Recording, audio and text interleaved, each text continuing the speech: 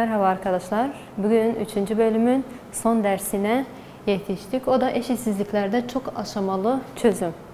Eşitsizlikleri okuduk. Bu sefer diyor ki çok aşamalı çözümü. Biz eşitsizlikleri okuduğumuz zaman ya artı eksi vardı yanında ya da çarpı veya bölü, değil mi? Bakın son dersindeyiz. Evet, bunun. Daha önceden ya artı ile eksi vardı ya da çarpı ile bölü dedik. İkisi bir arada şimdi okuyacağız nasıl olur. Hem soruda hem çarpı veya bölü hem de artı ve eksi var ise nasıl çözülür. Şimdi örnek 1'i çözmedim çünkü çok büyük bir sayı vermiş. Bu sizin için biraz karmaşık olurdu. Ama alıştırmalardan birinci soruyu çıkardım. Sayfa 114'te onu size çözeceğim. Siz de diğerlerini çözersiniz. Şimdi burada bilinmeyene bakıyorum. Eksinin yanında bölü 15 var ve artı 1 bölü 5 var. İlk önce artı veya eksiyi göndereceğim. Tamam mı? Daha önceden okumuştunuz. İlk önce artı veya eksi, daha sonra çarpı veya bölü, daha sonra eğer var ise kareye göndereceksiniz. İlk önce artı veya eksi diğer tarafa gittiği zaman artı eksi olur, değil mi? Şöyle yapalım. İlk önce bunu gönderiyorum. Eksi bölü 15 kendisi gibi yazıyorum. İşareti yazıyorum. F sahibini yazıyorum. Daha sonra gönderdiğimiz sayı artı buraya gelirse eksi olur. 1 bölü 5 de kendisi gibi yazacağız. Neden ters çevirmedik? Çünkü aralarında artı var. Artı ve eksiyi de ters çevirmiyoruz kesiri. Sadece çarpıda ters çevireceğiz ve de işaretini kendisi gibi bırakacaktık. Şimdi bunların paydaları eşit olduğu için hemen paylarını birbirlerinden çıkaracağız. Eksi bölü 15 küçüktür. Paydayı bir kere yazıyorum. 2 eksi 1 de 1 yapıyor. Daha sonra eksinin yanında bölü 15 var. Bölü 15 diğer tarafa gittiği zaman bakın bölü 15 var. Diğer tarafa gittiği zaman çarpı olur. Değil mi? Bölü çarpı oluyordu. 1 bölü 5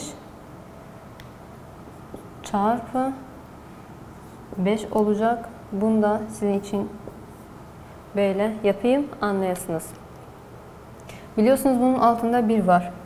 1 çarpı 5 ne tarafa çözeyim? Eksi küçüktür 1 çarpı 5 5 oluyor. 5 çarpı 1 5 oluyor. Bunları ters terimlerde sadeleştirme var. Direkt sadeleştirebilirsiniz. Burada da sadeleştirebilirsiniz. 5 bölü 5 kaç oluyor? 1 oluyor. Resmini çizecek olursak 0 ortada, eksi 1 sol tarafında, artı 1 de sağ tarafında. Bu artı 1. Eşittir olmadığı için boş yapıyorum çemberimi. Eksi küçüktür 1'den. Madem diyor eksi küçüktür, o zaman ne olur? Sol taraf işaretleyeceğiz. Tamam. Örnek 2. Buradan kaldırıp buraya yazalım. Örnek 2'de ne diyor? Eksi 3 parantez içinde denklemlerde çok aşamalı çözüm vardı. O zaman hatırlıyorsanız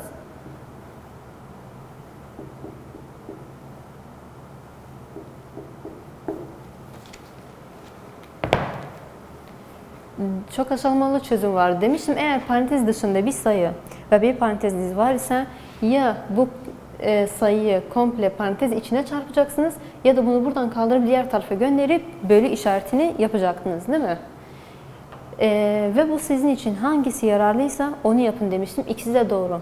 Şimdi ben bunun eksi 3'ü direkt madem aralarında çarpı var ve başka işlemde yok, artı ve eksi de yok, direkt bunu bu tarafa gönderip bölü işareti yapabilirim.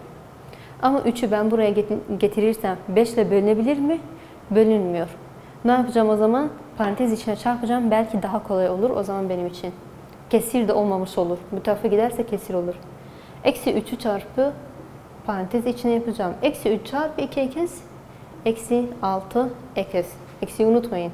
Eksi çarpı artı eksi 3 çarpı 4 12. Tamam.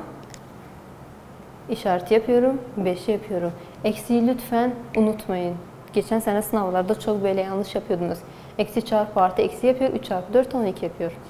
Şimdi eksinin yanında bir çarpı var, bir de eksi işaret işlemi var. İlk önce hangisini göndereceğim? Eksi 12'yi.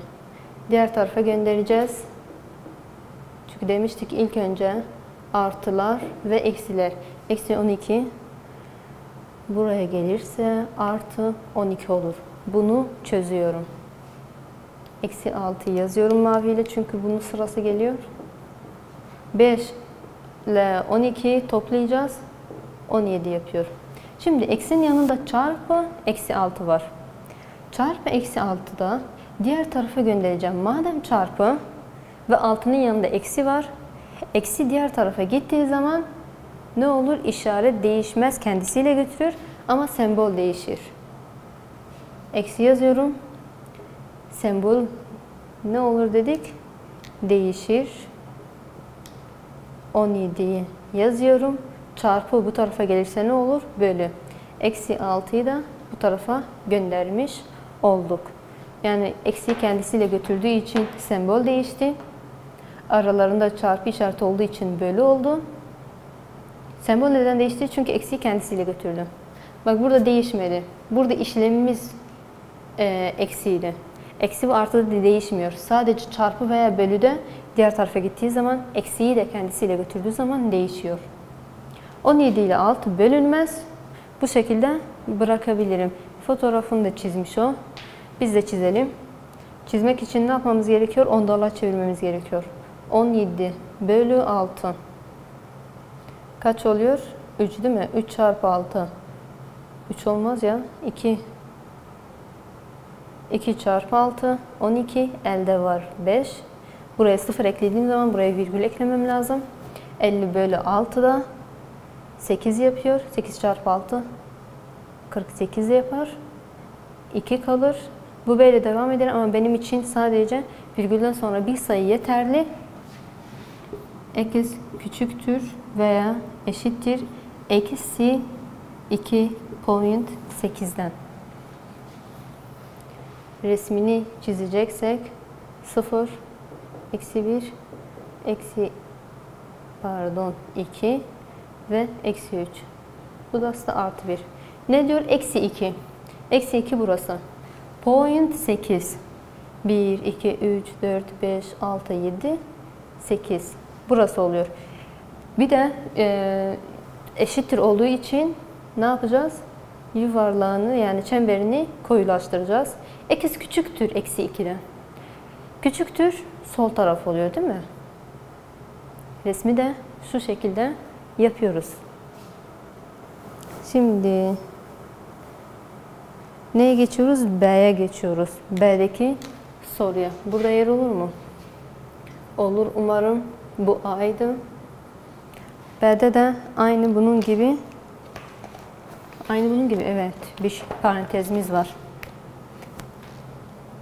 2x artı 4 büyüktür 3 parantez içinden eksi 5. Şurada aynı şekilde bir işlemimiz var. 3 parantez içine ya çarpacağız ya diğer tarafa göndereceğiz. Diğer tarafa gönderirsem 2 tane terim var. Biraz karmaşık olur. Onun için ne yapacağım? Direkt parantez içine çarpacağım. Her iki terime de çarpmam lazım. Onun için 2 eksi yazıyorum. Artı 4 işlemimiz 3 çarpı eksi 3 eksi 3 çarpı eksi 5 eksi 15. Şimdi buraya bakarsam 2 tane eksi var. 2 eksin de üstleri 1. Yani bunlar nedir? Benzerdirler değil mi? Benzer oldukları için yan yana getireceğim. Hatırlıyorsanız demiştim. Eksler bir tarafa, harfler, sayılar bir tarafa. Şimdi burada kimlerle kimler benzer? 2 eksle 3 ekiz benzer. Artı 4 ile de eksi 15. Hangisini yanına götüreceğim? Dedik ekisler burada hüküm sürüyor. Hüküm yürütüyorlar. Küçük olan eksi, büyük olan eksinin yanına göndereceğiz. Saygı da biliyorsunuz yani küçük olan büyüğün ayağına gider. Onun için bunu diğer tarafa göndereceğiz. Bunu da diğer tarafa. Tamam. Şimdi burada kim var? 4 var. Eksi 15 bu tarafa gelirse artı 15 olur. Yine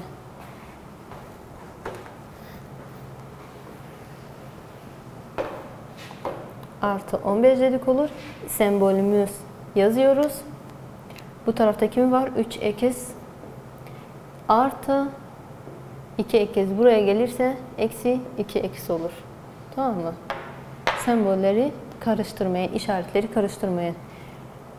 Sembolümüz de aynı yönde devam ediyor. Şimdi bakalım. 4 artı 15 kaç yapıyor? 19 değil mi? Büyüktür. 3 ekiz eksi 2 ekiz. 3'ten 2 çıkınca 1 yapıyor. 1'i yazsak da yazmasak da aynı. Şimdi ekiz yalnız kaldı. Yalnız kaldığına göre sadece resminde çizip bitirmiş olacağız. Eksi 1 ve eksi 2. Burada ne diyor? 19. Artı 19 olduğu için bu taraf oluyor. Ve şöyle yapalım. Nokta nokta. Burası mesela 19. Eşittir var mı? Yok. Olmadığı için yuvarlağı boş yapacağız. 19 büyüktür x'ten. Yani x küçüktür 19'dan. X daha küçük olduğu için 19'dan sol taraf oluyor değil mi? Yani 19 dışındaki ondan küçük olan tüm sayılar x'in değeri olabilir. Anlaşıldı mı? Burada benzerleri yan yana getirdim. Bu x'i benzerdi. Bu tarafa getirdik. Bu x'i de benzerdi. Bu tarafa getirdik. Daha sonra toplayıp çıkardık. Sonuç elde ettik. Anlaşıldı mı? Bence anlaşıldı. Denklemlerde ve eşitsizliklerde yapmanız gereken şey ilk önce artı veya eksiyi diğer tarafa gönderiyorsunuz. Daha sonra bölü veya çarpıyı. Demiştik eğer x ile sayı arasında çarpı varsa ve onun bir eksi sembolü var ise diğer tarafa gittiği zaman işaretini ters çevireceğiz. Başka hiçbir şey yok. Tüm alıştırmaları lütfen çözmeye çalışın. Eliniz alışır. Bir de beyninizin spor yapmış olur. Onun için üşenmeyin. Tüm soruları çözün. Bu sizin için kolaylaştırır diğer konulara gittiğiniz zaman. Bunları çok iyi bilmeniz gerekiyor. Hiç de unutmamanız gerekiyor. Çünkü ileride de bunlar sizin için hep lazım olur. 12. sınıfa gittiğiniz zaman da bunlar size lazım olan konulardır. Dersin sonuna gelmiş olduk. Bölümün de sonuna gelmiş olduk. Dönemin de sonuna gelmiş olduk. O zaman hoşça kalın. Beni dinlediğiniz için teşekkür ederim.